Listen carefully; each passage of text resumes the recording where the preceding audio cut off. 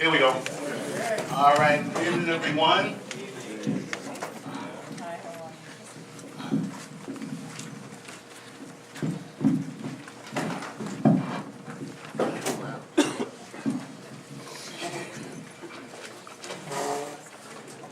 Okay, we will begin with our public participation session. And the first speaker that we have this evening is Ms. Laura Leach, or Light, which is it? Leach. Okay.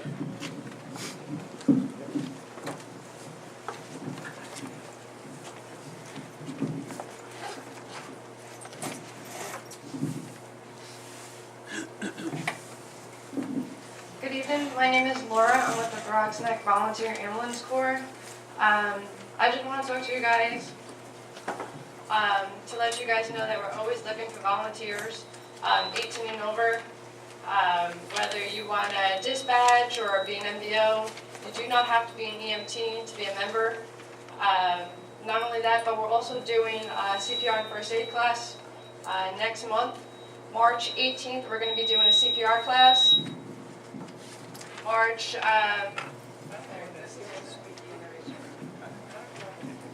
18th, we're doing a CPR class, and then March 28th, we're going to be doing a first aid class. It's open to all members. The cost is $35 per person. That day, it's going to start at 10 a.m. And if you want to sign up, you can just give us a call. I have all these flyers at the desk over there. Also stickers that states the times that we're open, Monday through Friday from 6 p.m. to midnight. Saturday and Sunday, we're open all weekend long. Another thing that we're doing, a member of ours, one of our board members actually was selling first aid kits before she passed away.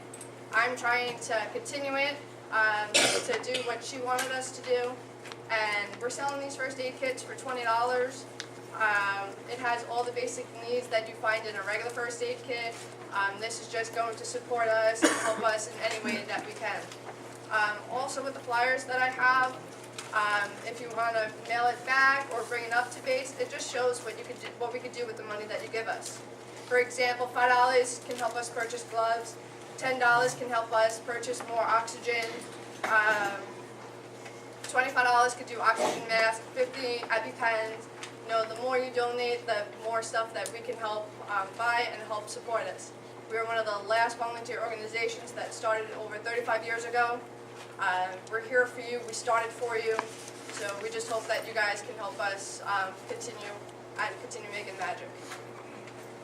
Laura, Yes. did you bring any of the kids with you? Yes, I actually have this one and 4 other ones with me. Okay. So if you want, It's also posted on the Friends of cb10 page.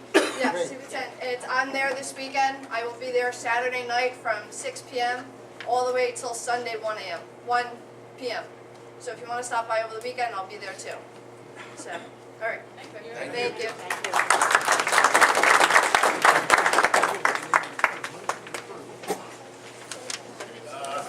Next speaker is Debbie Acosta / Kathleen Carrasco.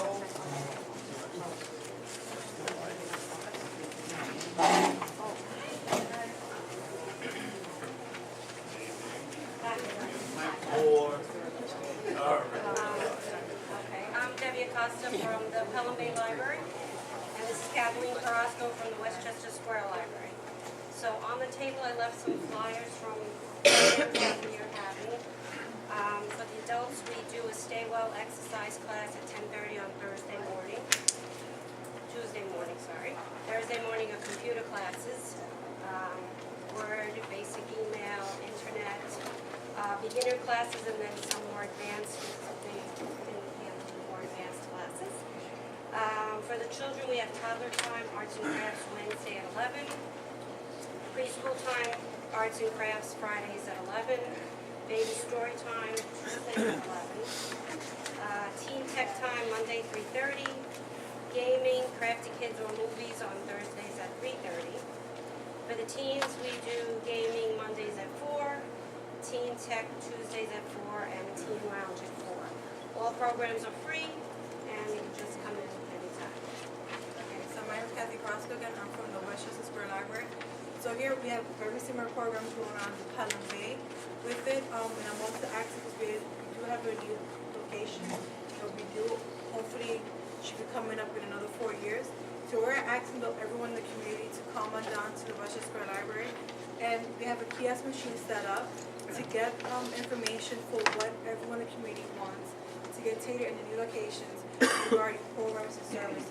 What do you guys want to see your library provide for you? So we're asking everyone to come on down to the kiosk, or if you have subscribed to NYPO.org, please just subscribe and select as Westchester Square as your home library. That way you're able to put in your valuable input into that. So that way when the building does go up, which is going to be on Westchester Avenue with Lane Overing, which is the old Huntington Library, the annex building, the new location will be put up there. So again, we are asking everyone for the community's input as to what you want to see going on in your library. So again, please also make it a part of the program. Is the questionnaire the same as one that's been online? Yeah, It's the same thing, so you don't have to do shit. Two questions. What happened to the Slough Executive Library, and what's the new status on IRS support, state income tax support? Zippo or what? IRS in the state, we do have locations, pre-IRA locations in the Bronx that are offering free tax assistance. And we also have on our website other locations that are offering tax assistance. There is a certain income level that you do have to meet once you usually make about $60,000 a year and less, you get free tax assistance. But if in regards to the forms that they're sending out, there was an email that was sent out. We also have it on our website. It was through the IRS. They gave us limited forms this year. So it was something that was a law that was passed by Congress. All we have at my particular location is the 1040, 1040A, and the 1040EZ. But what we are doing as well, as a courtesy, we are printing out 5 forms for free for patrons. So if there's anything, any other additional forms that you are needing to get, we are printing those out for free. Applies to Slough Library too, or? Yeah, we're trying to do it in conjunction, so that way Each branch got a it different has amount. the same consistency. We didn't get the same amount of forms, they just sent it. Yeah, I know, but they're open like you are, Yes, they should right have, over here. right, they should have some too. Thank you. Thank you for your time.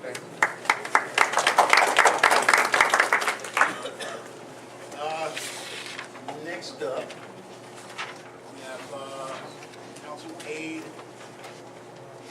Elijah.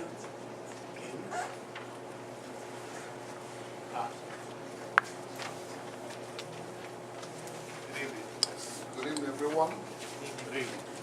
Yes, since I've been coming, I think many people don't know me, so today I'm going to use this opportunity given to me to explain who I am and where I'm coming from.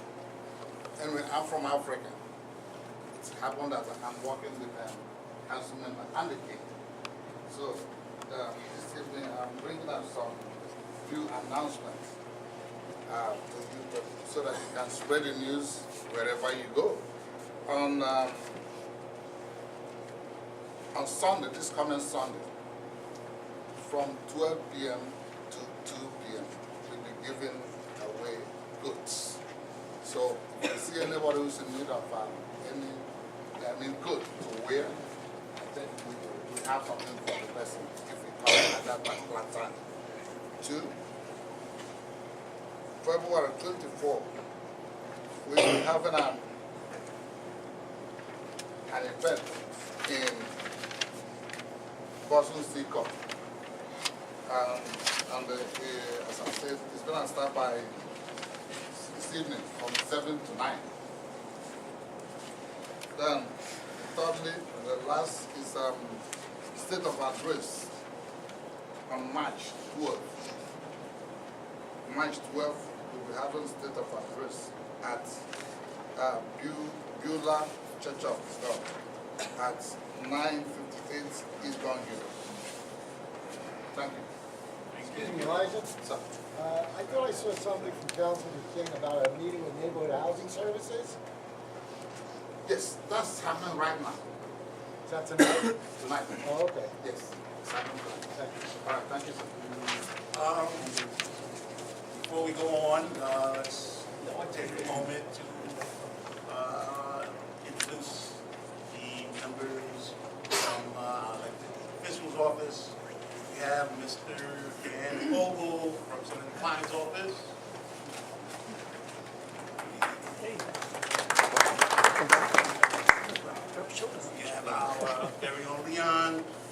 Newton from Councilman Benedetto's office. We have Ariel Alvarez from Councilman Vaca's office. Of course, we have Elijah from Andy King's office, once again. In addition, we have Julie Williams from the Bronx Times Reporter present tonight as well.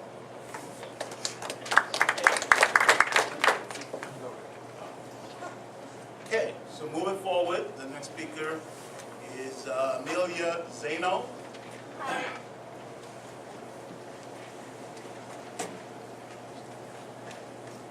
Sorry if I'm a little disheveled. I go to Lehman College. I just got out of work.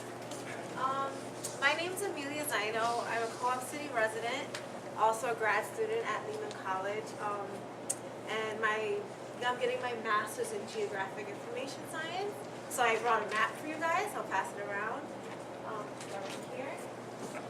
I'm here today to talk to everyone about the Hutchinson River Greenway that recently opened in Co-op City, linking Section 5 of Co-op City with Pelham Bay Park and the Pelham Bay Park number 6 train station and Bay Plaza.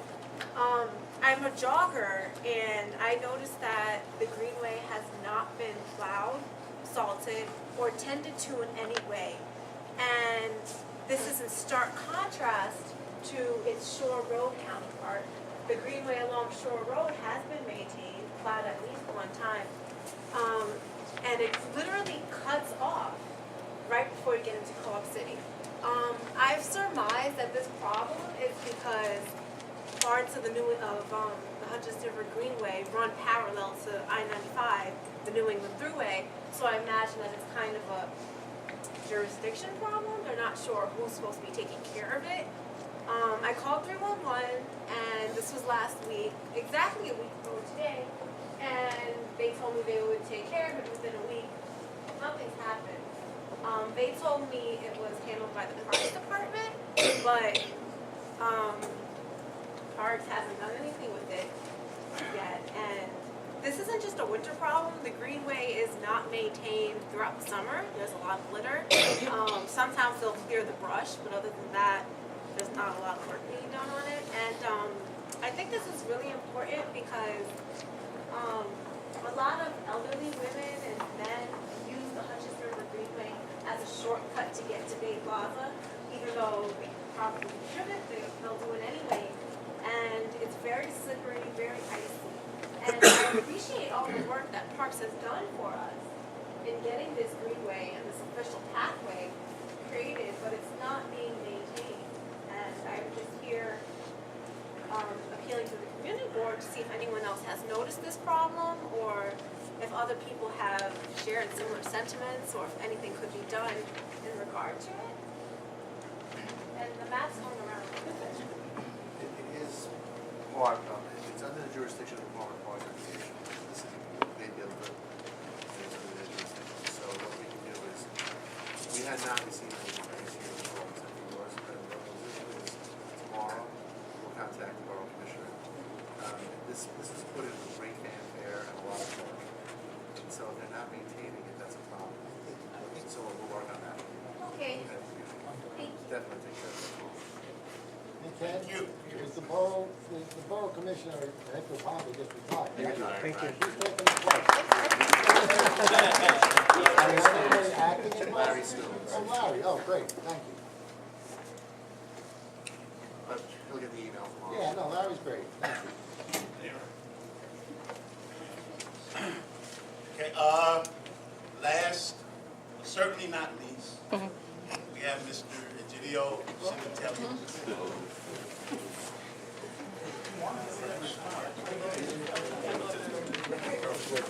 Good evening, all.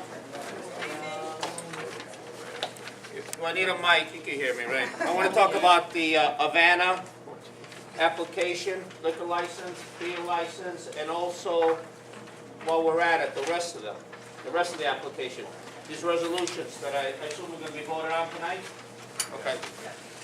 I have a problem. I remember at the last meeting, the gentleman here, the next door neighbor of Havana, living right next door or in back of it, came, basically out of frustration, he went to everyone else, came to the community board, no one's helped him, he can't live there, noise, blah, blah, blah, blah, blah, right? We had the same problem with Pompeii, we've had the problems with Havana now. And what do I see here? I see resolution.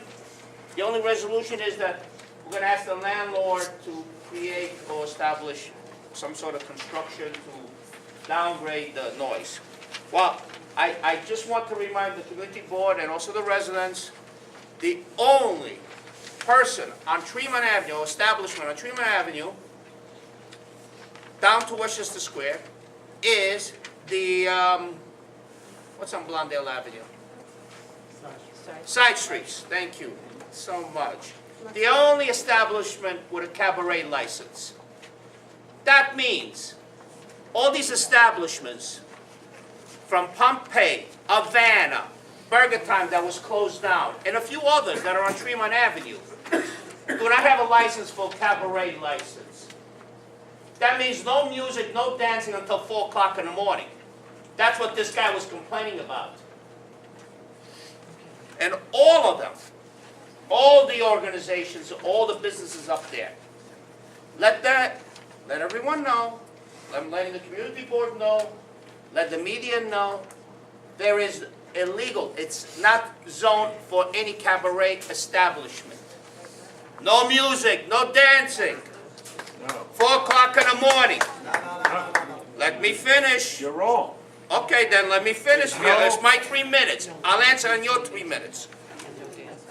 But you can't stand there and just spew out. We all are the not information. zoned in for cabaret license. Does anyone on Tremont Avenue has a cabaret license? I believe Wicked the Wolf. cabaret is live music Which one? and or dancing. I believe And the the Wicked cabaret Wolf. And the license. Wicked Wolf. Live music Live and music. dancing. Okay. Is there one in Tremont Avenue? Is there an application? Yes. Where? Wicked Wolf. The Wicked Wolf. And that's the oldest one going back to the Red. Well, thank God, illegal, he's got a legal license. Well, thank God for the Wicked Wolf. I'm But that's referring a to lie. all the illegal activities until 4 o'clock in the morning. And if you get out there at 3 o'clock in the morning, drive up and down Tremont Avenue, you'll see where the hangouts are, where the establishment is, and where the noise is. Jimmy, we had problems on the eastern part of Tremont Avenue a few years back. I believe Bridges was one, Hoskins, and they actually put noise reduction things and made it appropriate, made the neighbors happy.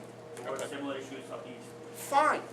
Cannot be there at 4 o'clock in the morning. They move tables, set up dancing, live music, and then That's set not up true. dancing. Excuse me. It's not true.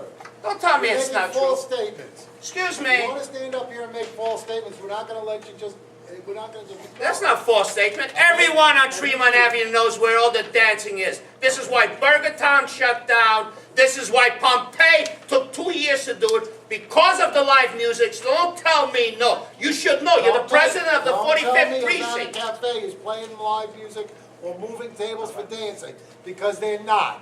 So you're making false statements, and we will not accept false statements. Does a You said DJ it count false as live statement. music? That's The right. people in the neighborhood They know never said that that they there were doing are, that. excuse me, there are Never running said their it. Video, you're establishments. making stuff up again. Unacceptable. You should do your job in the 45th I precinct, do. Bob. You should do the complaints. Video. Am I minutes? No, finish. Thank you so much. All right. Please let him finish, everyone. All these special interests here. Thank you, Mr. Sullivan, for your accuracy about the Wicked Wolf. But that's the exception. Everything else, no one has a license on Tremont Avenue. You go there 2, 3 o'clock in the morning, and you'll see all these restaurants. And you can view them yourselves. And you can see which individual restaurants have an illegal cabaret license, or operating under an illegal cabaret theme. Live music, dancing, 12 o'clock, go on the internet for some of these restaurants, and you'll see 11 o'clock party, 11 o'clock, live music and dancing. What happens? From a restaurant becomes a disco. You know, so I just want to let everyone know that, except I was corrected by Mr. Sullivan, thank God for that, that Wicked Wolf and Side Streets, the only ones with a legal cabaret license. All the rest are illegal.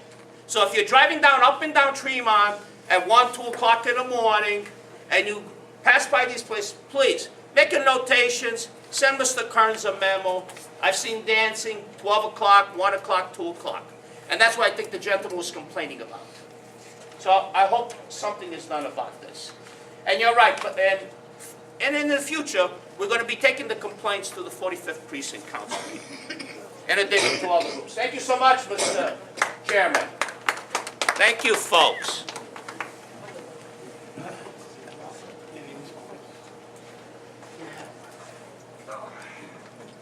Okay, It's not yours? Oh, it's yours.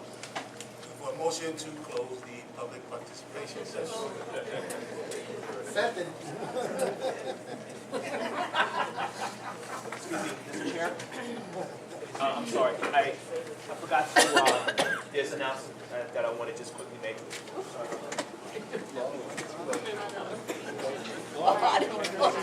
Sorry.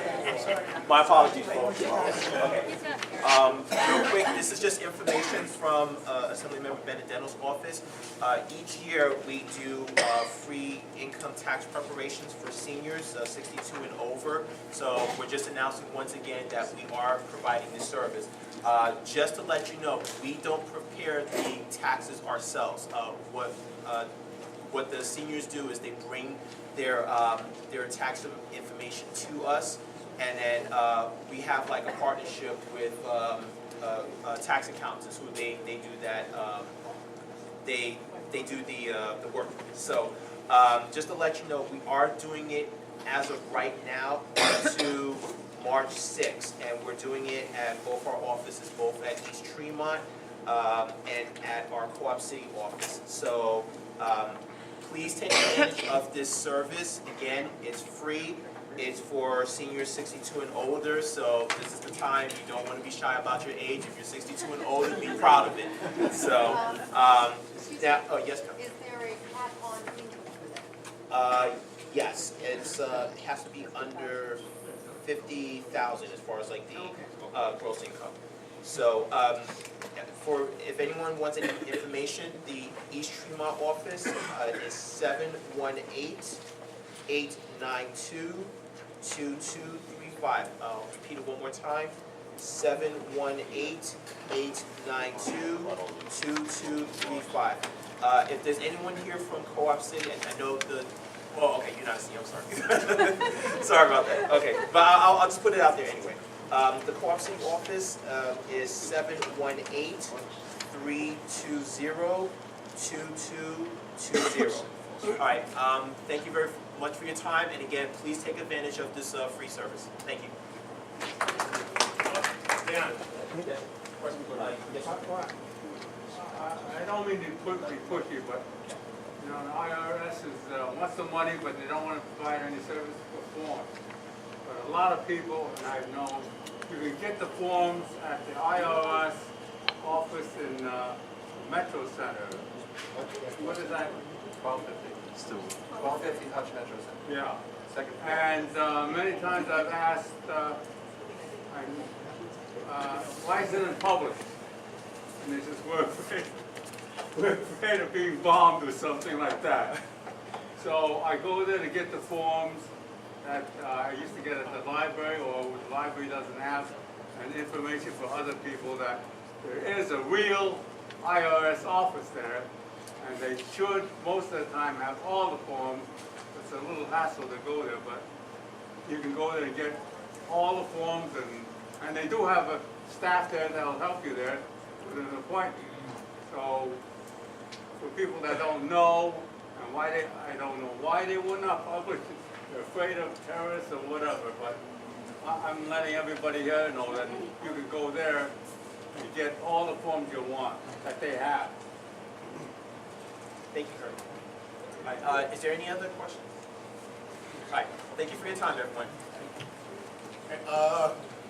We have also been joined by Tanya Ocheco of Councilmember Palmer's office. Sorry I'm late. GPS failed me, I'm sorry everyone. That's why we're calling you out.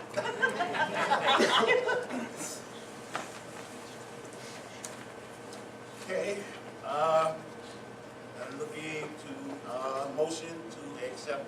One minutes? second, Martin, just to clarify, what Giulio was talking about, and he's 100% right, there was a lot of complaints this year with outside music and everything else. Ken knows about it, and it seems to be something that's growing in the neighborhood. So that's just a big thing, and we should be watching it when the liquor licenses come.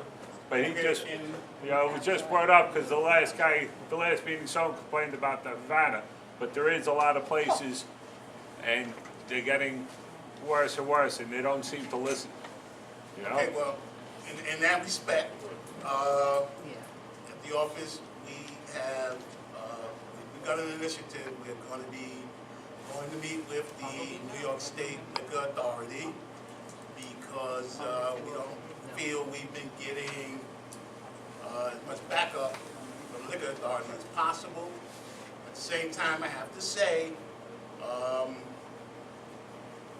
that's one of the better things that have been happening in our neighborhood. These businesses that have been opening, we do stress and look for them to be better neighbors. And we're looking to try and have some better enforcement as far as all of the facilities or establishments that have been spoken about. In that respect, as Mr. Cimitelli said, if you do have complaints, it would be appreciated if you notified our office via internet or telephone. Be specific about the time, specific about the place, even if you know the song that was playing.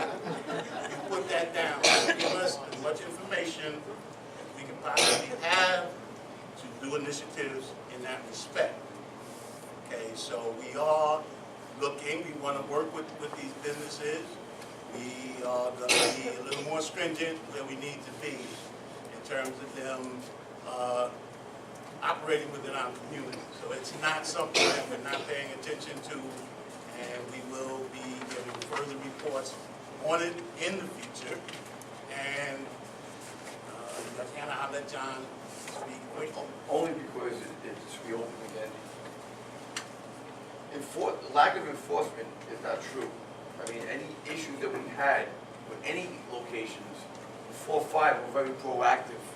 Am I not correct? Absolutely. And anytime they went to these locations, they did not find the volume to be above that decibel point that they're allowed to play music. And I hate to compare anything to Pompeii. I don't think any of our locations right now can compare to Pompeii and the issues we have in Pompeii. There was one place, John, that over the summer, and the cops had to go there. You were part of it, and they had to tell them if they keep it up, they're going to be cited because the music was so loud. You can hear it 4 blocks away. Which one? I didn't want to make the one next to the cemetery. Oh, Babalu. Yeah, I know what that one. well, they leave the doors open. No, they had outside music. Babalu's, all right. No, not Babalu's. Nicky's, the beer garden. Oh, the beer garden, correct. Right. That's a whole other issue. That's why we're meeting with SLA about But that's, all those issues. that's the type of complaints he's talking about, Right. you know? But when they mentioned Havana Cafe, That was because it was brought up at the last meeting. I understand that, but I want to at least give a little, thanks to the 4 or 5, because anytime they had issues there, they went to the bar. Am I not right, Andy? If you had any issues or anyone, they didn't go to the bar and They didn't the take a restaurant reading. and- I'm assuming they did. They didn't take readings Well, though, Lieutenant because Trapani they is very can't do that proactive. without You having don't a tolerate, place to read it from. the issues that Standard way we're of arguing, complaining. what we're So talking if about you're now. complaining So, behind the house, they gotta read the reading there it's and not then being go to the ignored. place. Okay, so I just want to make that clear. Okay, now, Another question over there. I'd like clarification because I'm hearing 2 different things. I understand there was complaints for loud music, but Mr. Cimitelli said that they were operating illegally because they did not have a cabaret license. Now, is it the case that they need a cabaret license to operate and have music, or is it the case that they need a cabaret license to have live music? Because there's 2 different messages. If they're operating illegally, that's a different issue. They're not operating legally. None of them are operating illegally. First of all, number one, a cabaret license is for dancing. And live Okay, music. and live music. Right. Okay, there is no place that I see on Tremont Avenue that has live music, okay, except the Wicked Wolf. It's the only one that I see that has live music. And who else? Well, I'm not sure you're allowed to dance. Yeah, you're talking about, Loud music. I have to stand, correct you on that. I'm pretty sure you're also not allowed to dance to loud music, not a live band. You're not allowed to dance. You're not Not allowed to allowed to dance. There's dancing. Okay. No dancing unless you have a cabaret license. Now, you're talking about, if you're talking about dancing on the dance floor, or if you're talking about standing near a bar and people shaking, that's not dancing. Okay? So let's clarify. Most of the No, we places, saw them when move you go tables into- and make Once dancing. you move the tables, They and moved you the make tables, If and they they move the actually table, that's did illegal. That's illegal. They're illegal, Correct. right. If they But move that's the what they table. were doing. That's right. Who? Babalu. Yeah, Right, they're not even there anymore. So, they're done. they just Okay? changed. They changed the name, but there's no dancing or tables being moved, as far as I see. All right. We have to notify them, you know, a little more. You know, On top of part of the problem is the actual law itself. DEP came up here, they were great, they spent a lot of time explaining to us the noise regulations, and they revised them, but they also are looking to make these places thrive in New York City. You know, these are businesses that want to make a living and pay taxes and all the good things we like to see from businesses, employ people, etc. However, the one thing that the regulations do not address at all is the length of time that those decibels are reached even at lower levels. You know, it may not hit that peak level where they can start issuing summonses. But because it's below that peak level and it may be going for 6 hours at a time, we'd like DEP to look at that perhaps. You know, lower levels for longer period of times. And they didn't look at that at all. So maybe we need to also address DEP as well as the State Liquor Authority. Because State Liquor Authority is really not the answer for these kind of issues. The issues are the regulations as such that neighbors are still being annoyed because they're playing within the law. All right, the music is being played within the law. The problem is, even at the lower decibel, when you're doing it for 6 hours, and when you live next door or a block away, all you hear is boom, boom, boom, boom. It's tough getting to sleep. I think it's the So it's hour. the hour and the number of hours that it's being played at lower levels, they should be able to adjust that as well. I just want to thank you, Mr. Chairman, by the way, and I want to thank Mr. Sullivan and some of the participation here from the people here to verify some of my comments here. I know there were some remarks made about false statements. You know, when you live in the community, you see it. You know, there's nothing false about it. You see it, you hear it, and that's the reality of it. So I want to thank Mr. Sullivan, yourself, and some of the people here. Thank you so much. Have a nice evening. Again, it's something that we have to, as a board and as a community, try to seek a balance on. And I don't know if one of the specifics that was spoken about here is an establishment that one of our fellow board members has interest in, and I just want to give him a moment to share with the community regarding the issue. Sure, actually, I'm here and also managing partner Kevin Alexander. I guess it's important to have the board understand that the neighbor that is complaining began his complaints before we opened. He had issues obviously with the restaurant prior to that, with the restaurant before that one. He happens to live directly the house right behind a commercial strip.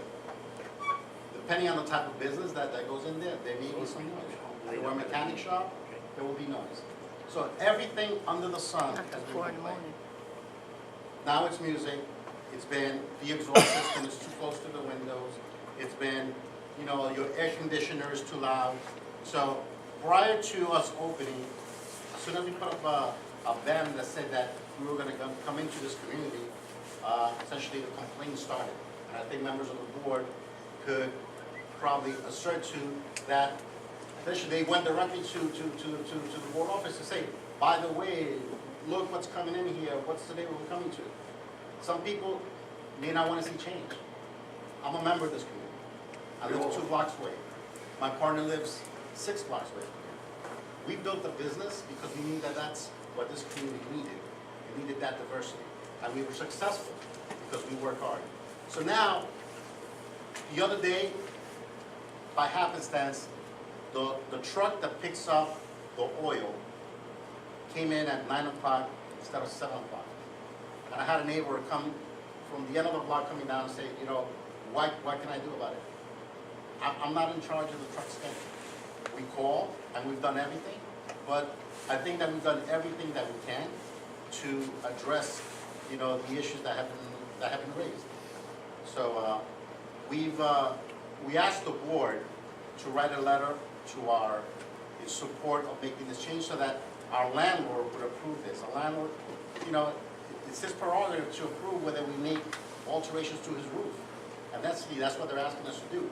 They're asking us to build a wall on the backside of his commercial building so that way the noise would not interfere, you know, essentially with the resident. In the end, I don't think that anything that we do is really going to satisfy, except us closing it down. And to that extent, he has essentially said that he will shut us down.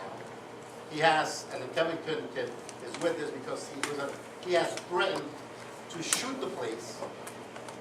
So, you know, I don't know what else to do except that to communicate to the board exactly what we're doing, what some of our corrective actions are, to make sure that if they bring one person here to complain about us, we bring the hundreds and thousands of customers that we serve to let them hear that how much of a benefit we are to this community and what we've done here. Kevin can actually tell you right now what we've done and what we're doing. I mean, I'd like to just add, kind of shed a little bit of light. Shed a little bit of light on some of the things that have been said, and with regards to the cabaret, you are correct. It's live music and dancing. We don't do those things. We just simply don't. Anyone's welcome to come any time of the week, stop by and see for yourself. With regards to the decibel levels, we've had, anytime the precincts come by, they are required to respond by law to a 311 call. There have been so many 311 calls that they already know what it is. They come in, we talk, we walk this out, we go behind the restaurant into the alley, we don't hear it. We hear the faintest, ever so faint, maybe noises from the mechanicals. DEP has been there, they've done the study, there's a report, there must be a report on file. They found that we were well below the decibel levels. They actually went out of their way to say that a city bus driving by Tremont is much louder than any noise that we create through our mechanicals or even through any kind of music. That being said, we have a legal right, one could say we have a legal right to continue doing what we're doing, legally under the law. That being said, we do want to be good neighbors. We don't want to feel like we're not liked. And in response to that, we are pursuing an actual structure. And it's not just a little wall. I mean, this is something that requires permits. We retain Gino Longo. He's drawing up plans to actually put a sound baffling system on the entire wall behind our building at a great expense to us. And we're not legally required to do this. We are making attempts. We've tried other stuff. We've put up other walls. They didn't prove to stand up to the elements. So now we're taking it to the next level. We're going to beef it up, and we are going to spend the money. I have a proposal here from him if anybody wants to see it to verify that it is actually happening. It is going to take time. It requires permits and plans and anything you need to build something in New York City.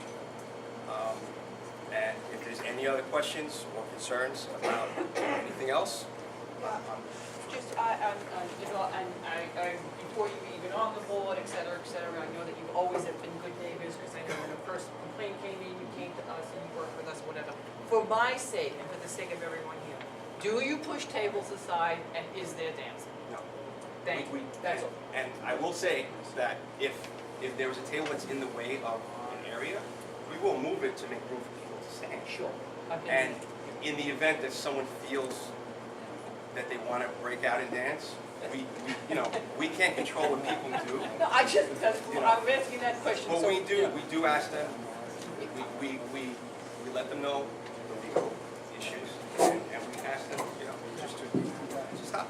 Just to rehash, when you came in front of the housing zoning for the outside cafe, you didn't want to go back so far to interrupt with the residents on the block. You said, no, I just want it here. That's correct. So we know you're working with us. And we are, since we expanded, we are adding a section to the Tremont side.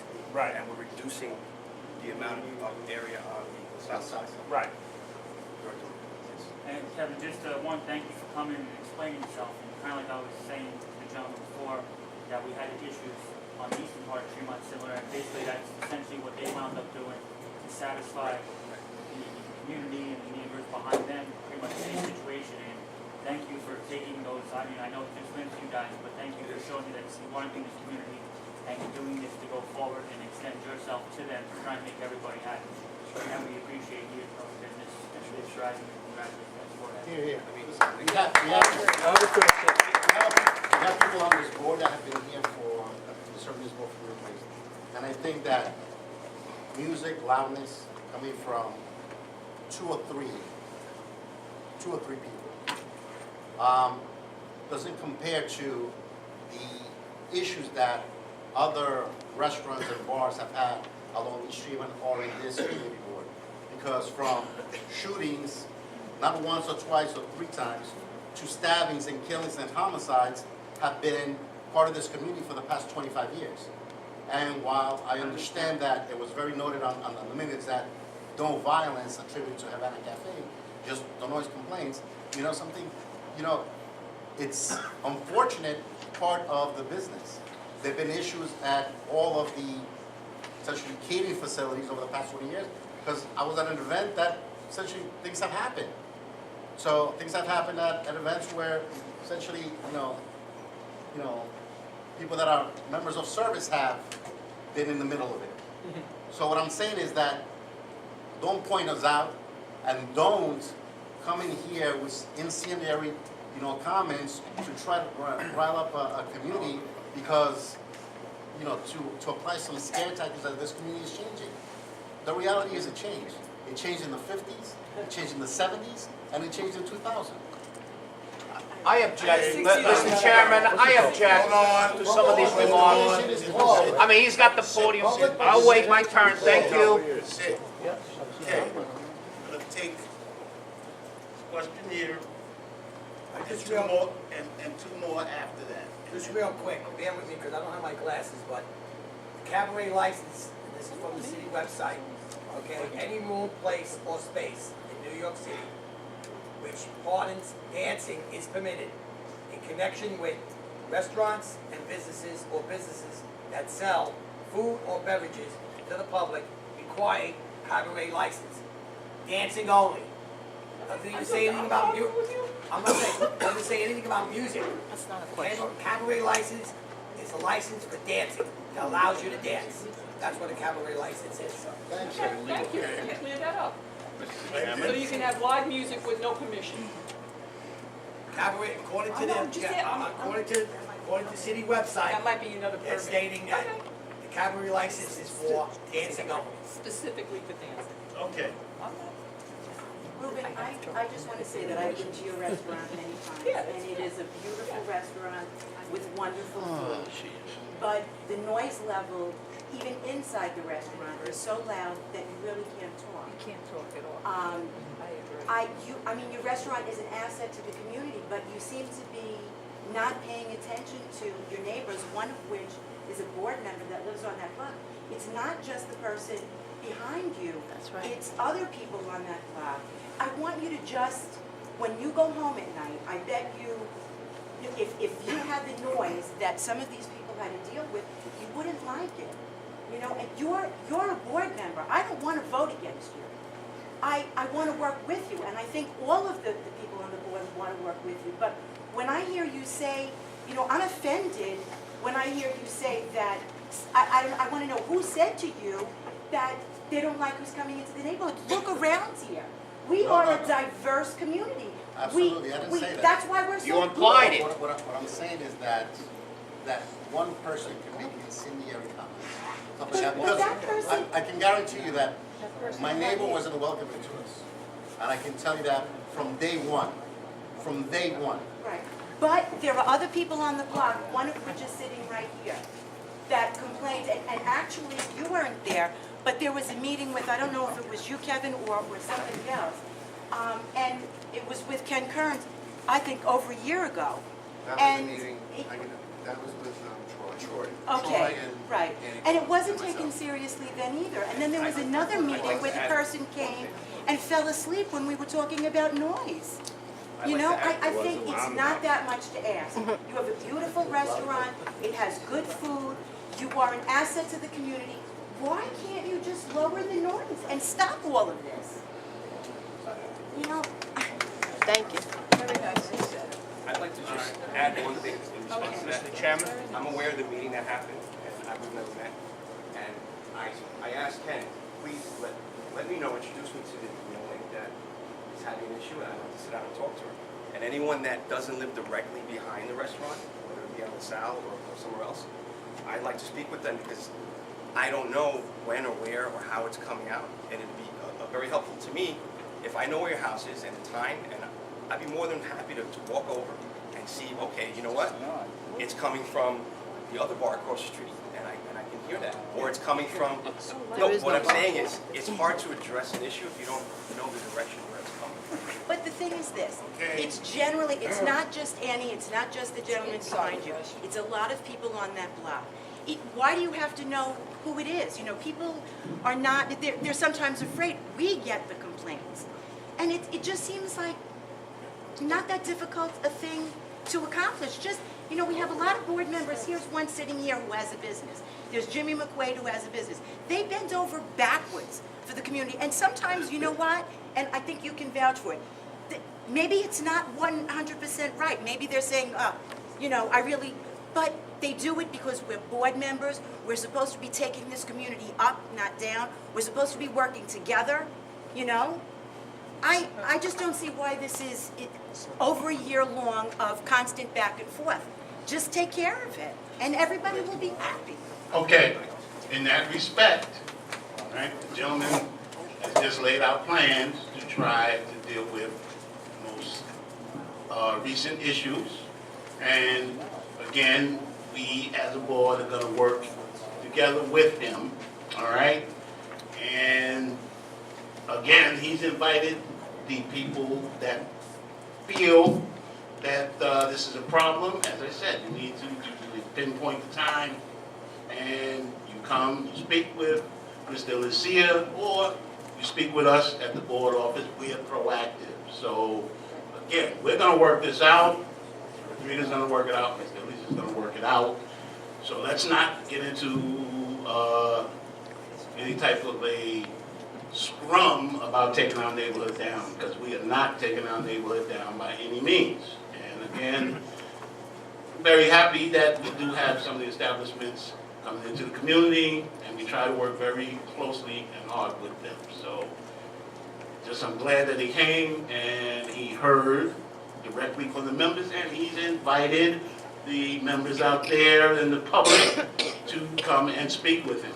I don't think we can do any more except work together to abate the problem. So in that respect, again, we are a community and we work together. So Mr. Alicia, thank you. Gilio, I'm gonna let you speak one more time. I'll make it quick. First of all, Kevin, thank you, by the way. I applaud you for your effort. And I just want to let you know, there were complaints not only when Havana, but there were complaints when Patricia was there too, okay? So in reference to his remarks, which I found somewhat disturbing, and for an intelligent individual that he is, I find it disturbing that he put a race card with this. A race card is 20, 30 years ago. My neighborhoods, I have Latinos, African Americans. In fact, they're the biggest ones who complain about the neighborhood, Pelham Bay. And I'm glad the councilman's here, because we complain how filthy Pelham Bay is. Thank God for that. At least we have a witness here. So the point is, this diverse. This community is very diverse, and we appreciate new businesses. There's plenty of empty stores. Restaurants and in and out, going out, it's very tough. It's a tough business to make. So we do, we want to give you some credit for that. I just don't like the tone. We don't need the race card in this conversation, okay? I'm an Italian immigrant, we don't need that, okay? So I just want to make it very, very clear with that. What I will say is that he's referring to one person in particular, and he's not here. I want to talk about. Well, I don't know if it was one person. I was the only one standing up that started this conversation. That person has. I wanted to make it clear. All right. Thank you so much, Kevin. I just want to say that person has threatened me personally with violence. And well, has gone I down hope there. not. I hope not. God forbid that happens. Okay, as we Thank go you so forward much. again. Let's move ahead, let's move ahead. Come on. Well, I think this part is over. As I said, we're gonna try and continue to work on these deals. And forward now, took enough time on this. He said it's over. Now, what kind of meeting is this? Go for a motion to accept the minutes. January, accept the minutes of the January meeting. Keep your mouth shut. Motion to accept. Right. People come out here to express themselves. Thank you for allowing me You to don't give speak. us a chance to speak. Okay, we do have an unexpected guest tonight, and that's Councilor. Yeah, but if you have us speaking on something that's up there, why can't you speak out? Huh? Well, yeah, but other people spoke, no? Yeah.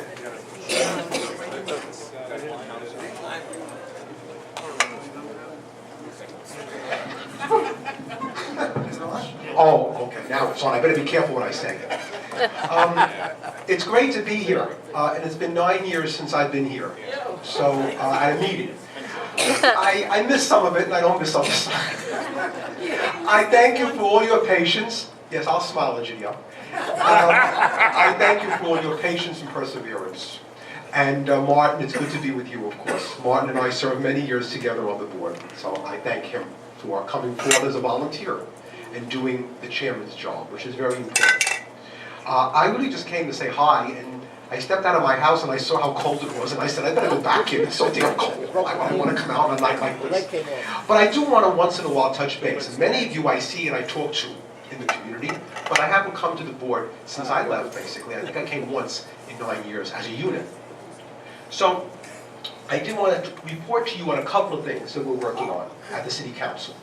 It's beyond what you may read in the Bronx Times or the Penny Pincher or my newsletters and things like that, because being in the City Council is really 24/7, just like being district manager of the board was for me, 24/7. But, and now, I'm sure, I didn't mean it that way, but now it's worse than ever because we have technology. We have the iPhones and the Blackberries and all that stuff, and the Facebook and the Twittering and all that stuff, so you're always engaged. Many of you may have been reading a lot of things, and I did want to come back and tell you what I'm up to. There's certain things in the council that I'm fighting against, and there's certain things I'm fighting for. What am I fighting against? Well, one thing you may be hearing about a lot is that there is a proposal, I think it has 27 co-sponsors, and that would tax plastic bags that people get in supermarkets. All of you go shopping, you go to supermarkets, you go to bodegas, you go to grocery stores, you get a plastic bag, and sometimes you get two, because they're cheap, they're thin, and you have the double bag. Well, there's a proposal to charge 10 cents per plastic bag, and I'm against that plan. I think that that hits people who are least able to afford it. It hits senior citizens, it hits people on fixed income, and I think that that is nothing more than a hidden tax. And I'm fighting that, and I'm fighting against that in the council. Although it has so many sponsors, at the end of the day, I'm hoping it does not come to fruition, and we're fighting it. Number one. Number two, there is a proposal to weaken, if not eliminate, the test for our specialized high schools. And I'm against that as well. I recognize we have to do better at our specialized high schools, Bronx Science, Stuyvesant, etc., to attract more of a diverse student body. What we have to do has to be done, in my opinion, in the middle schools that have for too long failed too many of our kids. Rather than lowering the bar, I want to keep the bar where it is, and I want to get more kids into those schools from underrepresented groups, based on academic performance, based on the fact that we have failed them in the past so bitterly. We have 176 schools in this state that are failing. 44 are in the Bronx. And many people like myself have said all along, we've been the third wheel when it comes to turning around our middle schools. And if we don't turn around our middle schools, you can forget about the high schools, you can forget about college. Taxes. I think we're in a very good financial climate this year. I know we are. We're going to have a surplus. And you know what? When politicians find out about surpluses, they have every conceivable way to spend the money. I'd like to give the money back to people. I think that we in New York City and New York State are probably the highest taxed in the country. And I see an opportunity, since we're in a surplus, to refund some of the money to the people who have been paying the taxes. Now, years ago, we had a rebate program. And that rebate program would allow homeowners to get a small rebate of $300, $400. And oftentimes, that rebate, with a freeze, which I think we should have on water bills, which have grown out of control, would allow homeowners of two and three family homes especially, to keep the rents down as well on tenants. Because many times, if they're a senior citizen, a person on fixed income, if they're facing foreclosure, if they are an immigrant family, they have no choice but to pass it along to the tenant. And then it becomes unaffordable for everyone involved. The water bills. I've been fighting against these water bills from day one, and I'm continuing to fight, because those of you who were on the board years ago will remember, when we were told we were getting water bills, we were told it was based on usage. The water bills would be based on the water you used. And if you conserved water, your bill would go down. The reality is you could die of dehydration and your water bill is not going down.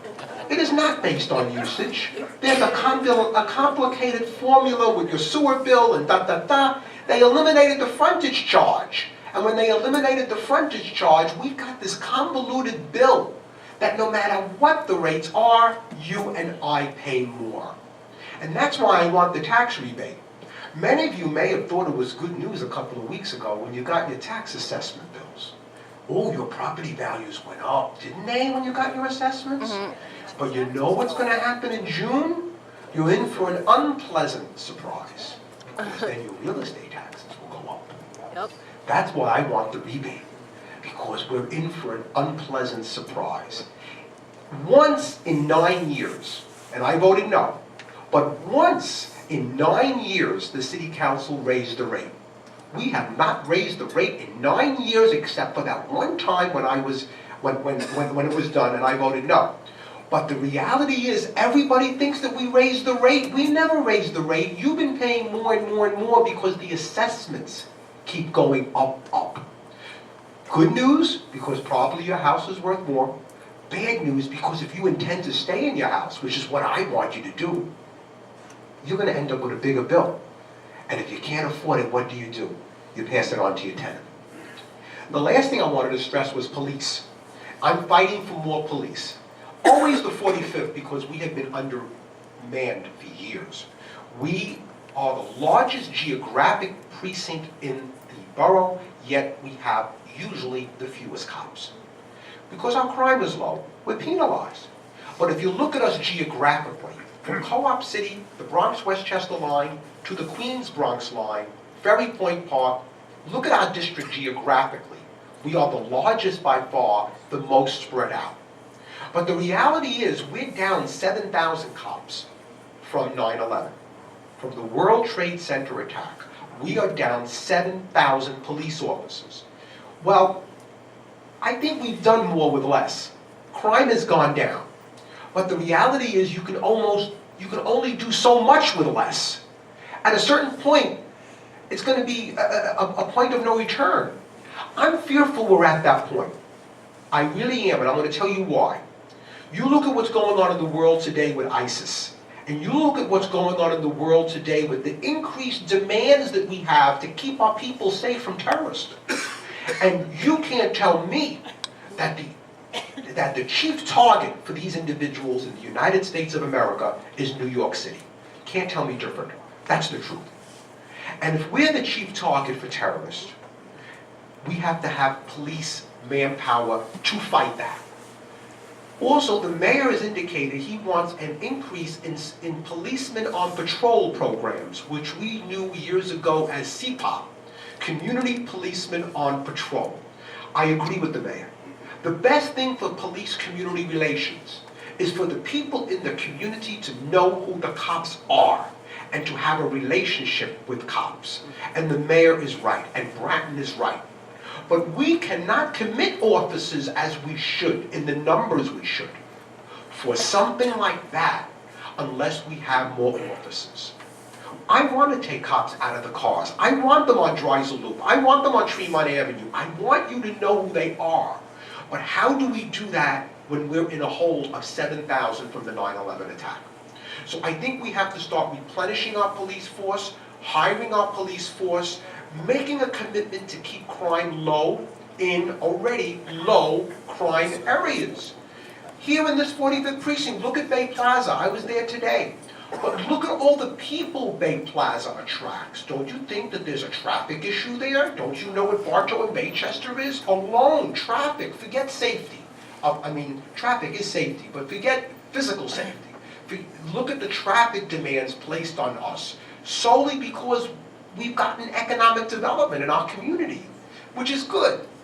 So police is a priority with me. Lastly, I tell you, I always have Ariel Alvarez is here. She's my representative to the board. My office is here for you. You can email me, you can Facebook me, you can tweet with me. I'm not a technology genius. I'm doing the best I can. My staff keeps that stuff going for me. But it's another way to communicate. You know, listen, I'm not a letter writer. I never was. I'm a phone person. I like the phone. I like the personal contact.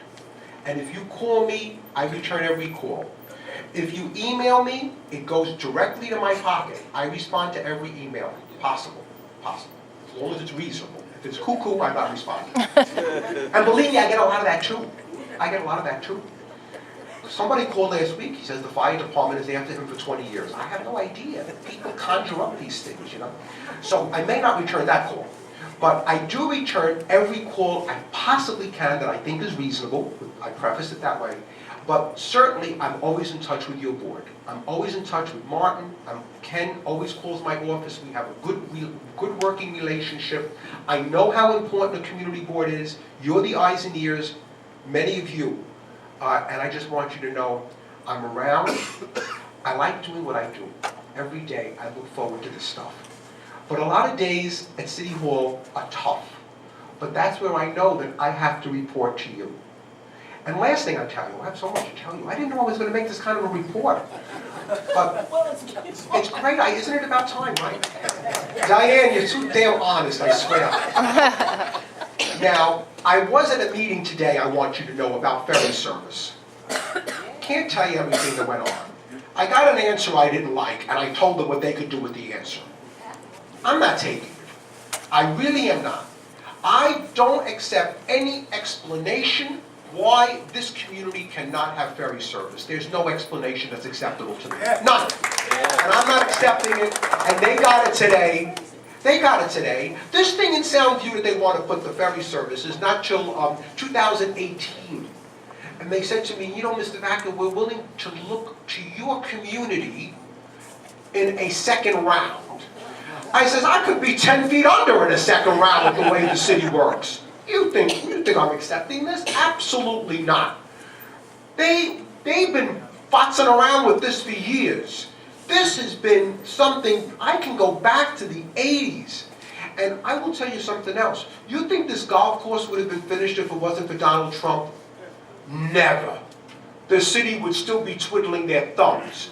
This golf course was proposed in 1977. I was there with Mike DeMarco. I will tell you that for years, we're going to do it, no we're not. We're thinking about it, and we can't. Ba, ba, ba, ba, ba, ba, ba. If it wasn't that the private sector, and I don't mean Donald Trump per se, although I think he's doing a great job, to be honest with you.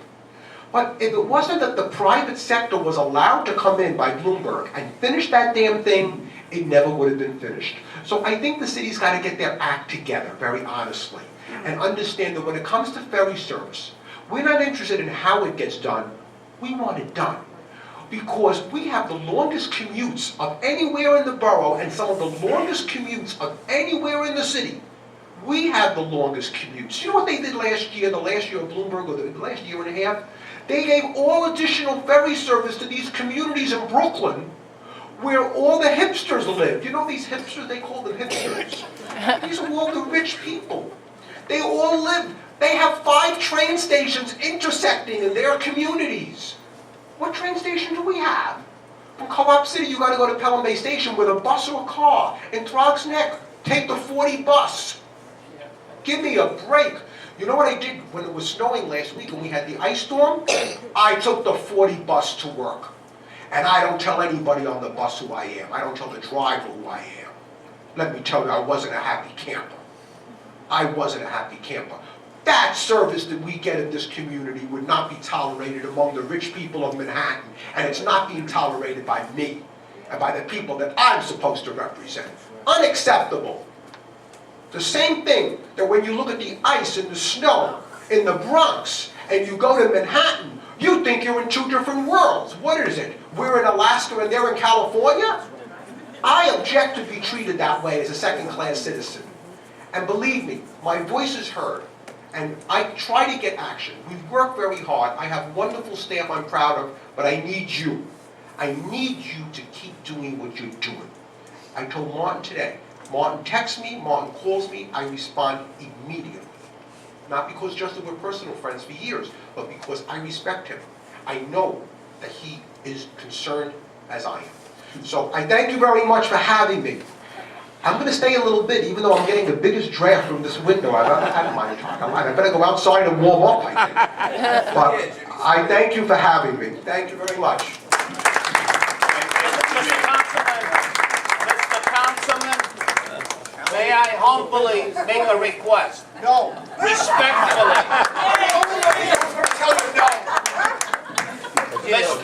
Jenny, leave him alone. All right. Mr. Councilman, Egidio. I would like to Egidio. request a meeting for Pelham Bay about the Pelham Grand, the drug center located on the old Pelham. I would respectfully want your office to hold a public meeting. You're not listening. You contacted.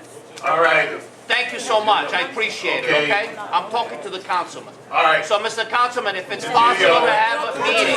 Egidio, not now. After the meeting. Please. Thank Stay you. after the meeting, all right? Thank you. Jimmy, when I said we need a strong communication, I didn't know you come and communicate with us. Thank you so much. I truly appreciate it. I truly appreciate it. Next up. Public hearing. Okay, next up, we will have the district manager's report. I'm going to combine Mr. Lucania's report with my report. So very briefly, on the borough president's side of things, the state of the borough was held today at Bay Plaza. You can probably see it on BronxNet.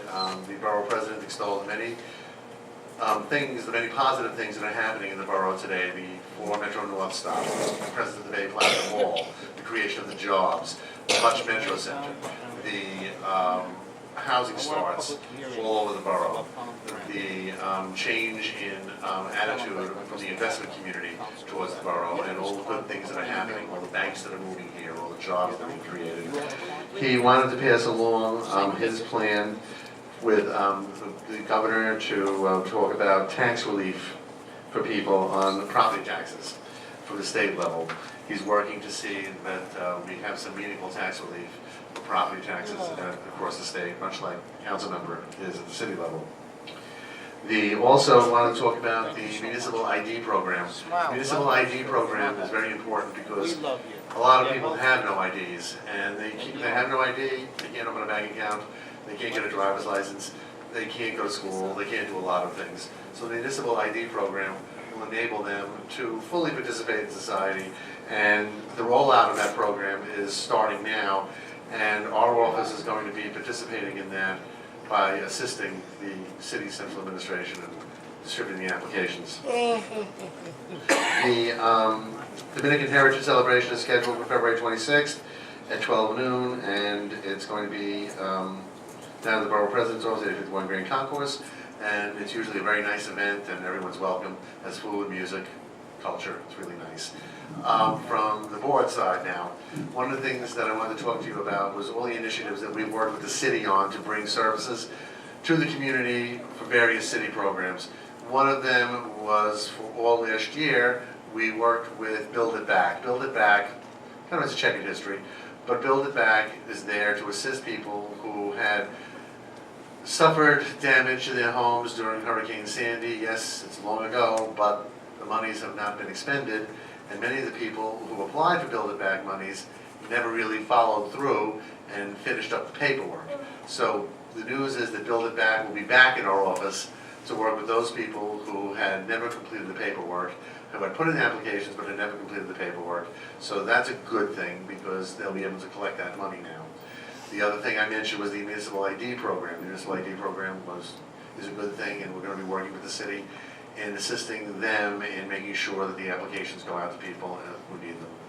And for the past 6 months, we've had a presence in our office, and this is unprecedented too, from the New York State Department of Labor, where we have a labor specialist who sits in our office and she interviews people who come in who need job services. She will help you go over your resume, give you interview techniques, upgrade your resumes, and will also help you in doing an active job search.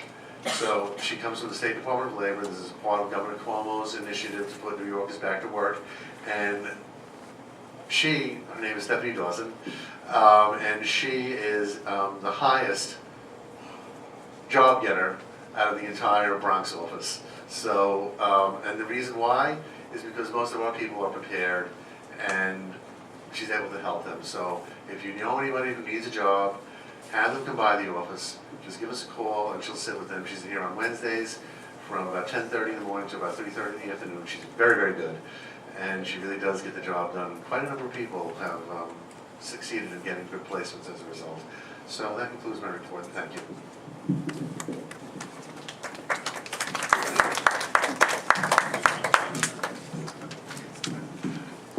Now, one of the things that we did in trying to do something for the neighborhood was after Hurricane Sandy, there was a lot of devastation in the communities like Edgewater Park, some sections of Throgs Neck, Locust Point, and City Island, and Silver Beach in some cases as well. And what we wanted to do was we wanted to bring to the city's central administration the fact that our neighborhoods did suffer. Now, we did not suffer to the extent that Brooklyn, Queens, or Staten Island may have suffered because the wind took a turn, thankfully. But when the city put together its resiliency report under Mayor Bloomberg, they pretty much left out the entire Northeast Bronx and Community Board 10. And as we all know, we're a waterborne board. They left this out completely. And we brought this to their attention. And that was when they gave us the Build It Back program. Sorry? Oh, I said that's why we don't have ferry service. Right. No. And that's why they gave us the Build It Back program. So they started with that, and if you may remember last year, at one point towards the end of the year, we had a Build It Back presentation at the regular board meeting. We wanted to extend some services beyond Build It Back We wanted them to understand that we have some real infrastructure problems here and a real infrastructure need. And we have a lot of vulnerable coastal line here. And we have a lot of homes that can be wiped out. And we're all predicting that we're going to have a major storm. It's going to happen. They all say it. They say it constantly. And they expect it. And it could be as high as a Force 3 hurricane. If it were as high as a Force 3 hurricane, and we got it, we'd really be in trouble. And one of the things that we have to do is make sure that we have some infrastructure in place or some strategies in place to ensure that we survive that. And we weren't getting that from the city central government at all.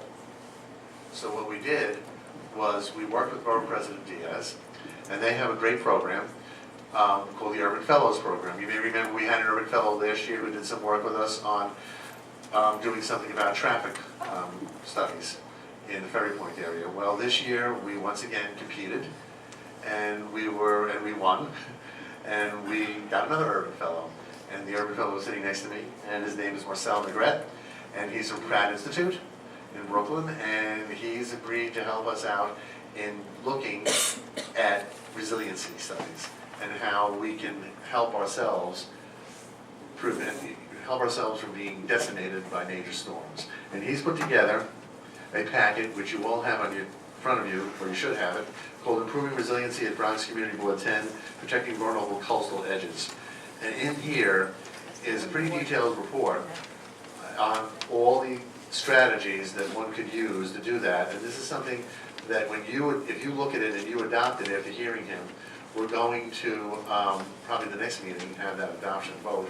We're going to present that to the Mayor's Office for Resiliency, to the Mayor, and to the Public Advocate, and to the Controller, and to the City Council, in the hopes that they will be able to, really recognize that we have a concern here and a need, and they'll be able to help us out in putting these strategies into place.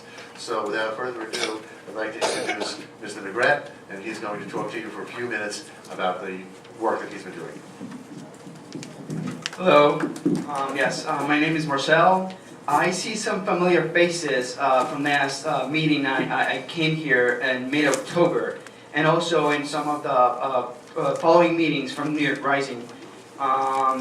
So I guess the first part of that study was just doing a survey and documentation of what the coastal edge of the community district looks like. So essentially we just break different typologies, revetments, bulkheads, beaches, and just essentially I went out there and started taking pictures. There's an Instagram account that if you would like to, you could follow, and it's instagram.com/BronxCD10. So that's a part of it. And what it just by seeing the existing shoreline, most of it are revetments.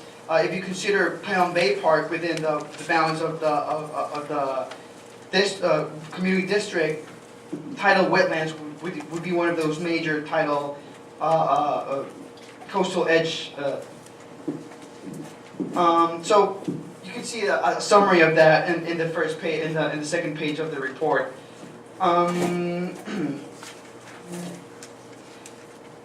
The map is indicated by color, so if you want a more detailed version, you can email me in the first, my email is the first page, and I will send you a digital copy of it, so you could get that. And then after that, it was just doing some desk research and GIS work to understand which areas are more vulnerable to floodplains. And you might have seen yesterday, there was a news in the Daily News indicating, it says flooding hell. And then, so the New York panel for climate change just is taking into account sea level rise, and they're predicting by the year 2050 a sea rise of about 1.5 feet, in the worst case scenario maybe 2.5 feet. And so that will make even the coastal communities even more vulnerable. And part of it, I was just going through all these planning efforts, Rebuild by Design, other new rising communities, and just trying to identify which type of infrastructural strategies can be implemented. So we grouped 5 different elements and started trying to identify which areas could there be implemented. In order to determine which areas, which one of these strategies would make sense, would take a very thorough and complicated waterfront planning effort. However, you can still start identifying which of those areas will be more suitable for these implementations. I guess one thing you could point out is the concept of living shorelines, which is essentially combining berms and flood walls and taking the assets of the tidal wetlands, which are very common throughout the borough, so and the district. So that should come out as one of the principal interventions by combining those ecological benefits and those infrastructural needs to protect the coastal edge. I want to keep it short. Again, there's a more detailed version of this report, and if you want, you can contact me to my email, and I will gladly respond to that and send you more information. Again, next week we'll be having a meeting for the Urban Fellows Program with a borough president, and we'll be discussing in more detail about these possibilities. So thank you again. Thank you, Marcel. I'm sorry you got rushed. The other portion of the meeting went a little bit over. If anyone does have any questions, please contact Marcel regarding this. If there's anything that you notice, because again, this we'll be looking at it next month and voting on it to forward it to the city regarding implementation, future implementation. So again, thank you, Marcel. And again, any questions, please contact him at the office or at the address that he's put down in your package. I'm sorry to interrupt, but I have to leave. I wanted to say one thing or two things quickly. I wanted to introduce my chief of staff who's with me tonight. You know, I'm in the council 9 years. I know time goes by fast when you're enjoying yourself. But for 8 years, I was really honored to have Jeff Lynch with me, my chief of staff. But he has moved on to a very responsible position with the Department of Transportation. I'm proud of him. But I have Michael Rivendinero, my new chief of staff, and I want to introduce him to you. Michael started with me in 2006 as a caseworker. He then went to law school. He's an attorney. And he foolishly wanted to come back, so. How do you say no to Jimmy? I couldn't say no to him. He's fantastic. So feel free to call Michael if you need anything. The second thing is, and this is all up to you, you know, I don't tell people what to do. But when I look at the agenda, I was concerned about 2 things before I wanted to go. I just wanted to comment. One is there was a bar that I received objections about on the liquor license objections. The Casa restaurant, there was a 500-foot issue of other liquor licensed establishments. And I wanted to bring that was an issue where emails were sent to me concerning that. I put it up to you for your consideration. But the 500-foot rule usually is something where we try to observe consideration for local neighborhoods. And the last thing is that I never smoked in my entire life. I don't know what this thing is, hookah. I can't even say it. I know what it is. But we are considering legislation, city and state, to kind of outlaw the hookah smoke. And there's an issue of health. And I know there's one proposed for Continental and on Westchester and Continental Avenue. So in light of that, I would urge the board not to support that because I think there are health issues that have yet to be determined. So, with that remark, I'm sorry to interrupt you. I promise I wouldn't put my 2 cents in and I gave you 4 cents. But I'm leaving. Thank you for having me. See you next week.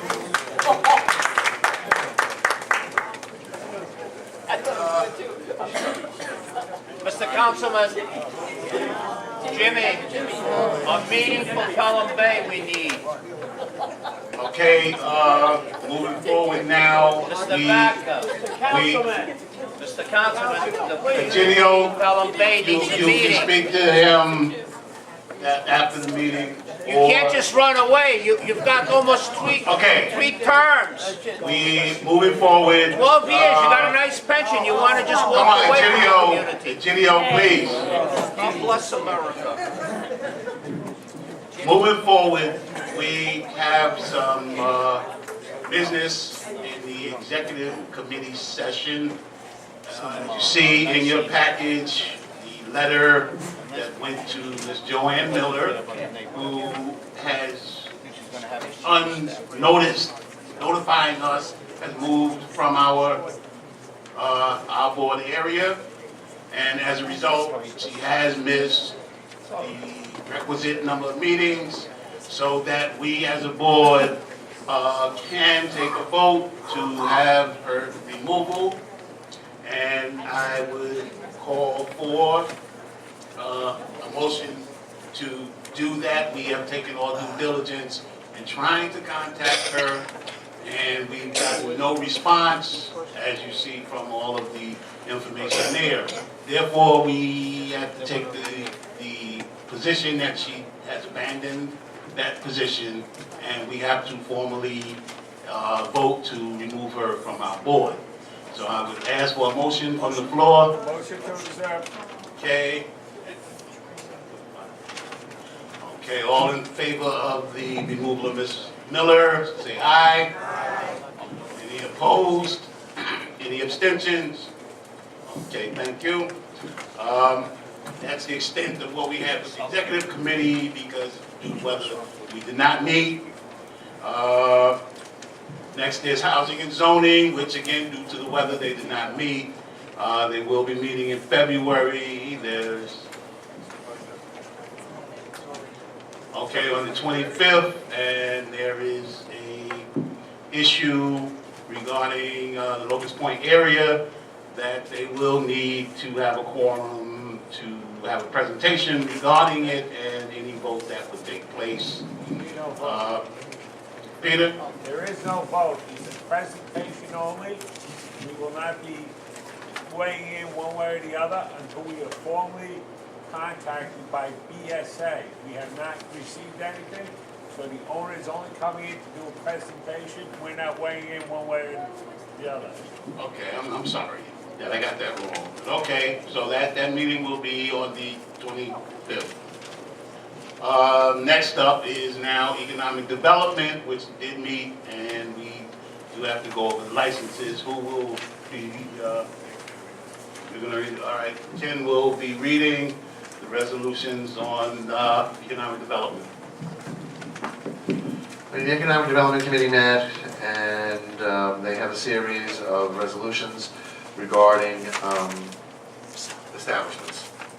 So I'll read the resolution. Resolve the recommendation of the Economic Development Committee of Bronx Community Board 10 that the following establishments have agreed to comply with the best management practice standards contained within the stipulations by signing them, and to further agree to attend AHAP training, and that their compliance be sent to the State Liquor Authority and a copy placed in the board's file. The first one up was Ice House Cafe at 140 Reynolds Avenue, 10465 between Prentice and Long Street Avenues, license number 1172658, which expires on 2/28/15. The next one up was Trump Golf Links, 500 Hudson River Parkway between Hudson River Parkway Service Road, north and south. License is new. McGee's Tavern, 3809 East Tremont Avenue, 10465 between Schley Avenue and Lamport Place. License 1250665, which expires on 1/31/15. Thrive's Neck Memorial Post, 1456, 1456 Shore Drive, 10465 between Layton Avenue and Barclay Avenue. License number 100-3343, which expires on 2/28/15. Bronxonia Yacht Club at 518 Ellsworth Avenue, 10465 between Schley Avenue and Eastchester Bay. License 100-3337, which expires on 2/28/15. Locust Point Yacht Club, 21 Long Street Avenue, 10465 between Gingrich and Tierney Places. license number 100-333-9, which expires on 2/28/15. McDermott in the Neck, 3809 East Tremont Avenue, 10465 between Schley Avenue and Lamport Place, license is new. Casa Restaurant Lounge, 3607 East Tremont Avenue, 10465 between Sullivan and Scott Places, license is new. This is the license that Councilman Vaca had just spoken with you about, and you may want to do something about that or not. Yes? On that place, is that a new place or is Yes, that? it's new. No, or is it an existing place with a new license? No, I thought it was an empty space that they were taking over. Opposite 7-Eleven. The paint store. It used to be the Benjamin Moore paint store. Benjamin Moore. Benjamin Moore. Yeah, Benjamin Moore store. Yeah. Which is right next to the Clipper. Right, next to the Clipper. Oh, well, that's easy. Yeah, I think it's next to the Clipper. Where's your career? You lose. Well, it's less. No, Casa. Casa Lounge. Casa Lounge, 3607 East Tremont. You didn't make a mention about that. You made a mention about. Mention about Costa. The State Liquor Authority has a regulation that basically indicates that you cannot have a license holder of a similar license within 500 feet of each other. Yes. Unless certain circumstances apply. And I don't understand personally, well, anyway, that's the standard, it's 500 feet.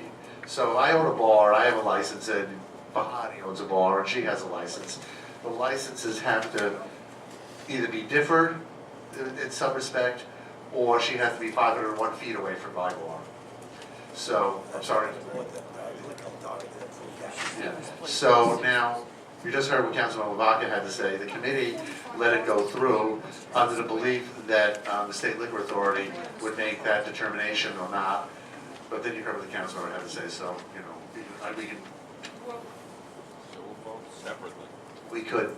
Or the SLA will say, hopefully they'll recognize it, but you don't believe they'll. No, actually, we do recognize that they will believe it. I mean, we believe, I'm sorry. That they will recognize. That they will recognize it, yes. Well, I guess then maybe we should separate them on the ball. Yeah, so, Separate. we could do a separate resolution on that, if you want, if that was the sense of the body, Yeah. we could do a separate resolution. The,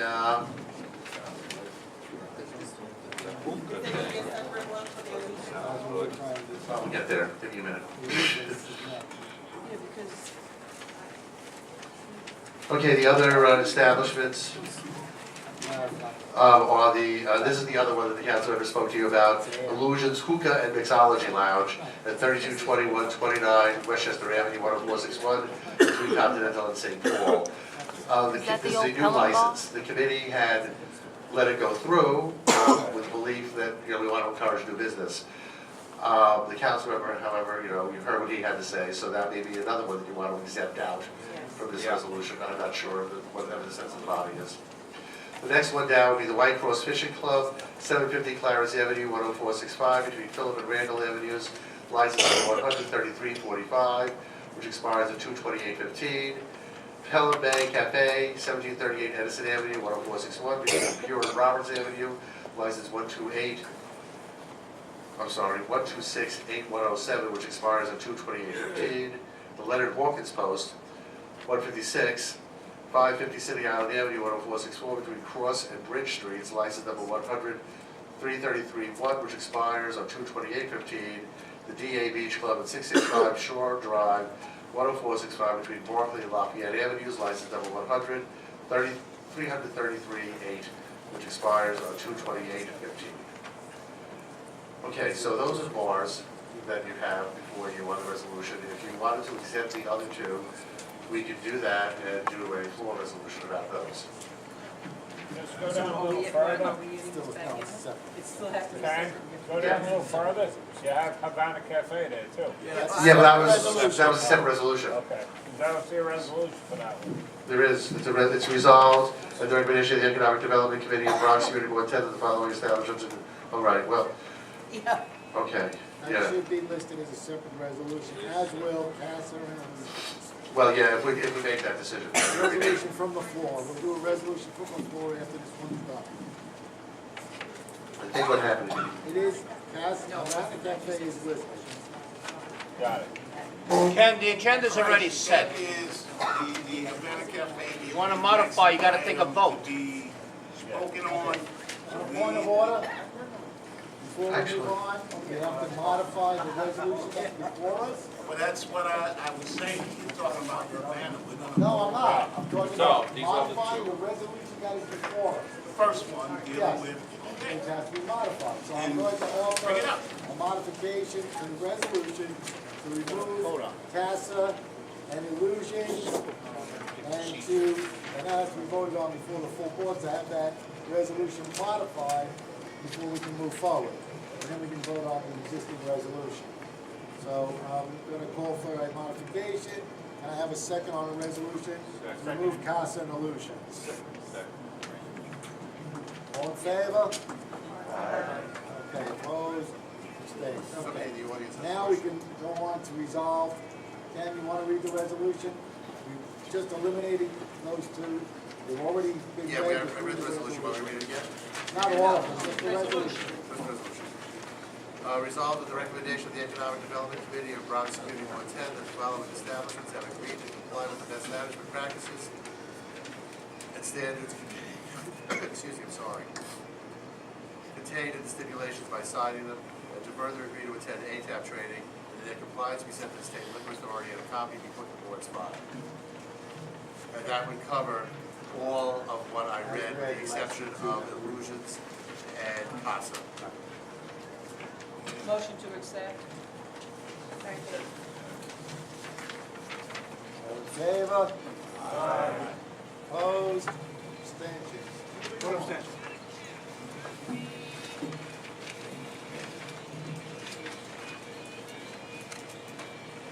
I'd like to make a motion that we accept Havana Cafe's application, resolved with the recommendation of the Economic Development Committee of Bronx Community Board 10, that Havana Cafe establishment agreed to comply with best management practice standards contained in the stipulations by signing them, and to further agree to attend ATAP training, and that the compliance be sent to the State Liquor Authority, and a copy be placed in the board's file. I'd also like to make a comment that Havana Cafe also agreed to meet with DEP, to work with the building manager, and to do everything possible to lessen the noise in their establishment from the complaints that they've had, and they have been working with the community since their inception. I'd like to And add a something. motion to accept the resolution. I wanted to say that part of it was that we were supposed to send a letter to the landlord of Havana Cafe and the Havana Cafe, and we've done that. Right. Motion to accept the resolution. Yeah, I'm a little We have a confused. resolution. I'm gonna throw my hand up. Same resolution, just for Havana Bob, Cafe. Oh, accept. Motion to accept. Motion to accept. Second. Okay. All in favor? aye. Any opposed? Any Opposed. abstentions? One opposition, two oppositions? Three opposed. One abstain. One's recused, and one abstain. Two abstain. Two abstain. He's got to recuse himself.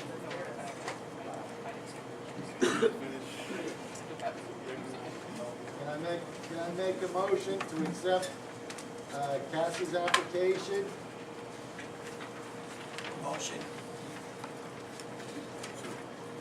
To accept the application of CASA that we pulled out, we have to do those two separate. Right. CASA Restaurant and Lounge, 3607 East Tremont Avenue, 10465 between Sullivan and Scott's Place. This is a new license. They have agreed to the stipulations and the ATAP training. However, they are within 500 feet of another liquor establishment.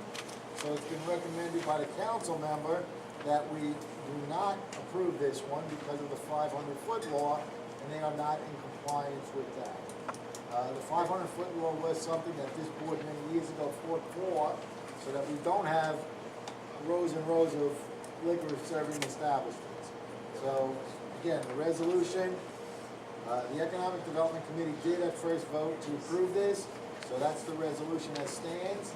And we have a motion on the floor, so. I have a question. Question number 4. You're talking about the